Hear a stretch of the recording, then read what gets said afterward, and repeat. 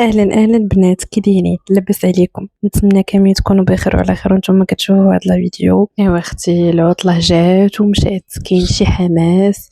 نتمنى لكم كاملين بدايه اسبوع موفقه، واخا اليوم الثلاث وثاني نهار من بعد العطله. بحال هادي حتى حنا فاش كنا كنقراو كنا كنتسناو العطله بحال هكا تجيب فارغ الصبر باش نخرجوا ونسهروا ونسافروا.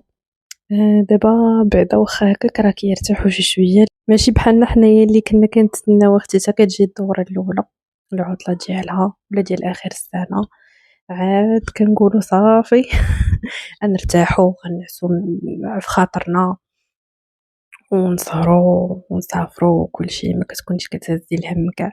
صراحه هذاك الوقت اللي كان نشوفوا الجيل ديال التسعينات والثمانينات سورتو التسعينات كان في شكل. غنقول لكم، الله يصلح لينا وليداتنا ويصلحنا حنا براسنا ويثبتنا ونكونوا نموذج، آه نموذج مزيان ليهم، لأن وليداتنا كيتعلموا منا أكترية. إلا ما كنتيش واحد النموذج وواحد القدوة راه ما غيتعلموا منك والو، وإلا كانوا غيتعلموا غير الحاجة الخايبة. اللهم نصلحوا راسنا باش أموا يشوفونا ويتعلموا منا. وحاليا بنتي ما بقيتش كنديها لاكريش، ما بقيتش كتبغي تمشي ليا، راكم عارفين هذاك الحماس ديال الايامات الاولى، ولكن حتى تقصير مني انا، ما كنبزش عليها.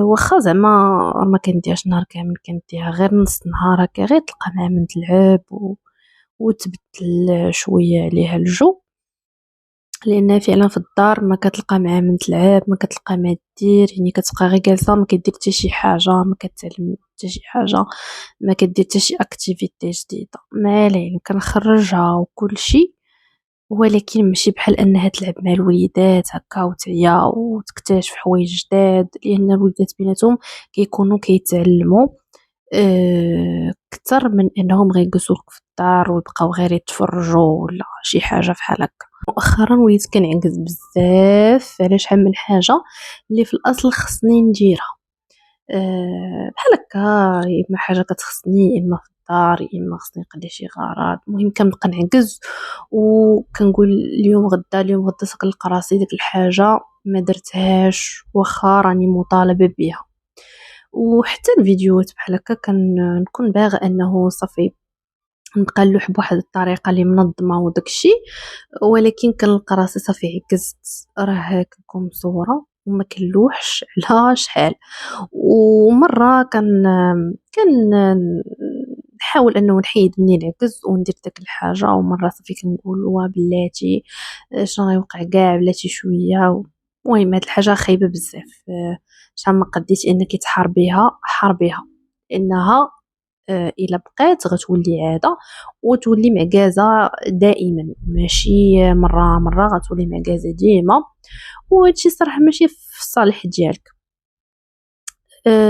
مني كنشوف راسي صافي غرقت في العكز، كنوض نجمع راسي، كنقول يلا الا ما درتيش داك الحاجه راه ما غاديش ديريها، تبقاي تسني شكون يديرها في بلاصتك، حتى شي واحد ما غيديرها في بلاصتك. اللهم نوضي، ضربي الحديد ما حدو سخون.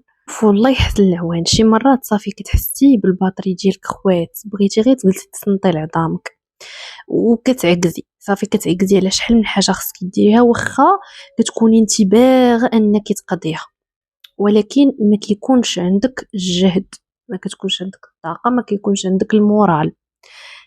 المهم زعما هادشي جاري به العمل، وماشي شي حاجه اللي صعيبه بزاف، خص غير الانسان يتحكم في العجز ديالو. المهم تجلسي واحد شويه، المهم تصنطي لعظامك ومن بعد تنوضي. اما الا بقيتي بحال هكا كتعكزي على الحاجه اليوم غدا اليوم غدا، كيمشي لك داك الشغف، داك الشغف وداك القضيه ديال عاوتاني نعاود من جديد، نحاول من جديد. راه عادي، عادي جدا انه زعما الانسان خصو شويه يكون كيفهم راسو، كيفهم الحوايج اللي كيحس بهم واللي كيجيوه، ويحاول انه يلقى حل. حينتاش الا ما فهمتيش راسك وما لقيتيش حل لهديك الحاله اللي انت فيها، راه حتى واحد ما غادي يلقى الحل لك. فهمتي يعني انت راسك كتعرفيه اكثر من اي واحد.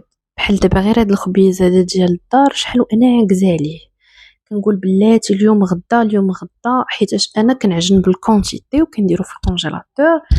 مثلا النهار اللي غادي تبقى ليا فيه غير هكا بطبوطه ولا خبزه وحده، صافي هذاك هو النهار اللي كنعاود عاوتاني نطيب فيه خبيز وكنحطو في الكونجيلاتور هكا كنحتاجو.